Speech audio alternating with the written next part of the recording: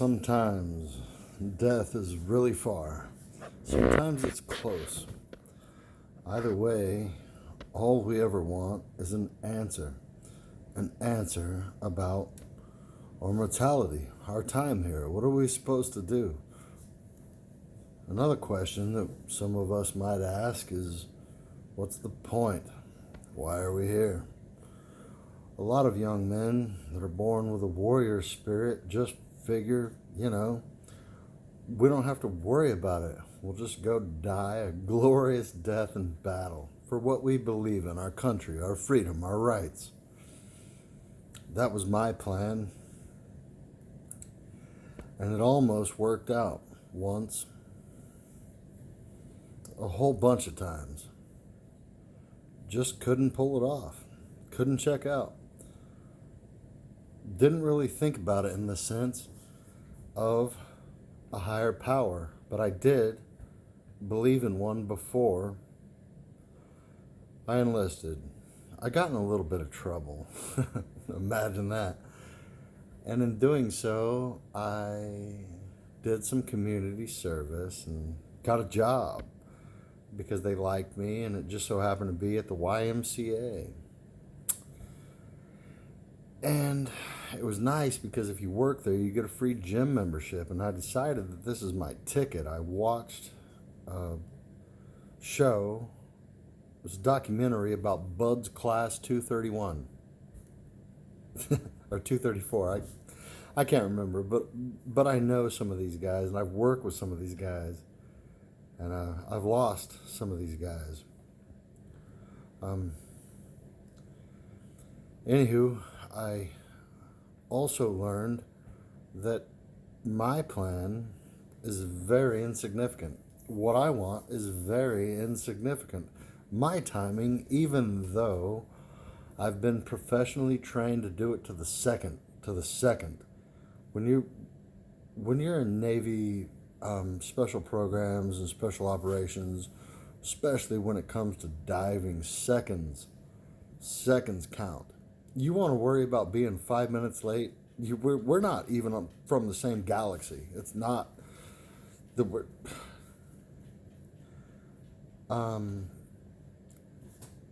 so there's this idea, you plan the dive mission, you plan the mission, then you execute the plan. Now, obviously, there's a plan A, a plan B, and a plan C, an emergency plan, and an extertiary plan. That's like 4 or 5 plans. Because we know damn good and well the first one, the best idea, is not going to work more often than not. So we needed a bunch of versatile people from different backgrounds to make it happen. And I'm not talking about diversity, I'm talking about skills. The funny thing about skills, and the funny thing about being American, is we bicker amongst ourselves about black and white and bullshit. Every country that I've ever been to, whether I was with a black man or woman or a white man or woman or a fantastically yellow or purple or whatever, you know what they called us? The same thing. American. Not even by the way that we spoke. Not even because we spoke English. Not that America has a language, because we don't. You're like, oh, speak English if you want to be in this country. No. This is a melting pot. The idea behind that is something else. We're not going to get into that. However, what I will say is every other country on the planet calls us American. Doesn't matter what our skin color is. This bickering amongst ourselves about religion and skin color and ethnicity and all this nonsense is irrelevant. It's stupid. It's pointless. It doesn't matter. The fact that you guys make a big deal about it, if you do think there's any difference between me and you, if you got black skin or red skin or white skin or whatever you got, we're all stinky and pink on the inside, and I've seen it. It all smells the same, unless you're burning it with diesel on tires. So, anywho, my point is, I thought that I had this grandiose idea. I was just going to check out. I didn't have to worry about retirement. I didn't have to worry about any of my children or my grandchildren or any of that nonsense because I'm just going to go die. And I'm going to do it in a glorious blaze of gunfire and battle, and I'm going to die an honorable death. That was my retirement plan.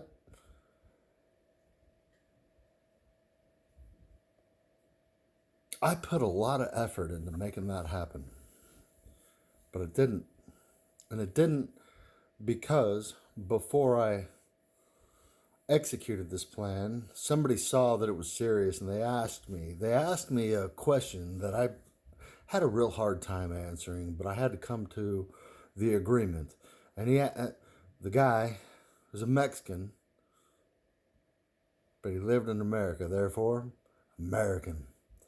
He asked me, he saw that I was serious and he saw that I was shipping out and he saw that I was like gonna do it, and he was like, "Hey man, you're probably gonna die, right?" This is after 9/11. After 9/11 happened, I signed up and I got in the delayed entry program and I got a job at the YMCA, and I just kept it because I got a free gym membership and I could work out before work and after work and as much as I wanted. I had a key to the place.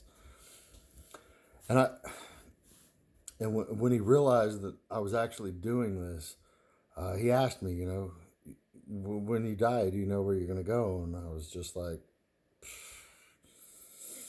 I told the truth. And I said, no, I've done a lot of bad things and I'm going to do some worse things. That's my plan. And he was like, why? Well, you can be sure where you're going to go. You can be sure if you believe in heaven and hell, and if you believe in a higher power, and if you believe that you're not just a meat sack, that there's a little more to it, you can secure your everlasting life. And I didn't really fathom that at the point, but I thought I got nothing to lose, man. If I have to choose between heaven and hell, it's a no-brainer. What do I want? Gold paved streets or eternal hellfire and gnashing teeth? What do if that's real? If it's real, what do I have to lose by making a good choice? The same thing you do. Everything. Everything. It's a stupid simple choice. For me, it started as a get out of hell free card. I really thought that's what it was. I was like, I'm going to go somewhere where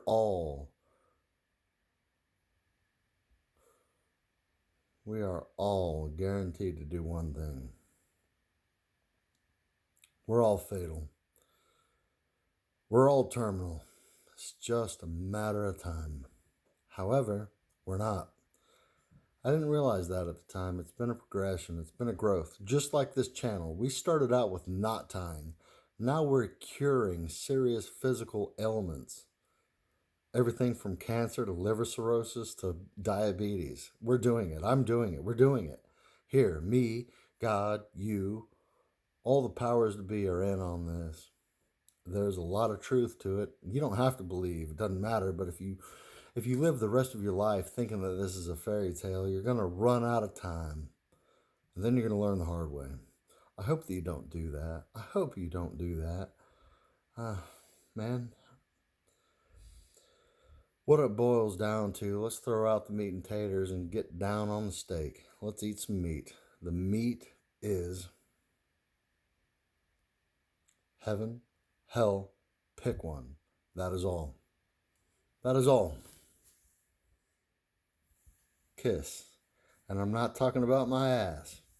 I'm talking about keep it simple, stupid. We as humans want to have proof of everything as if there's undeniable shit that we don't know about, like we can't fathom it, so therefore it's not true. Follow the science and all the lies that we've been taught.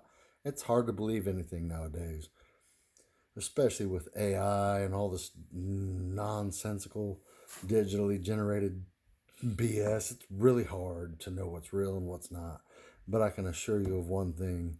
When you believe and when you have faith and when you accept the fact that there might be a higher power, you're going to see things differently. You're going to have a different insight. You're going to have a different wisdom. You're going to have a different mindset. It will change your life for the better, guarantee. There's nothing you can do about it. All you have to do is believe. That's it. Faith. Just a little. In the Bible, they call it a mustard seed. Have you ever seen a mustard tree? You're going to burn some blades cutting that down. Listen, it starts small. This, my friends, is a seed. I want to plant it. I want it to grow. I love you. I mean it. I'm serious. I'm here for a reason. And I think maybe this is why. To tell you.